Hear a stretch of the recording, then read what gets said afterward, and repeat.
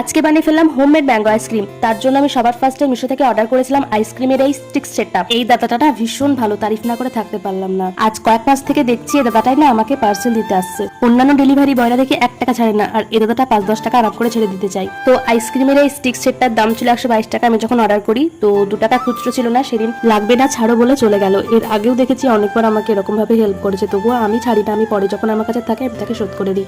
তো আমি ম্যাঙ্গো আইসক্রিমটা বানিয়েছিলাম হচ্ছে ম্যাঙ্গো ফুটি দিয়ে। কি করবো বলো, হাতের কাছে ফ্রিজে যেটা ছিল সেটা নিয়ে বসে পড়েছিলাম।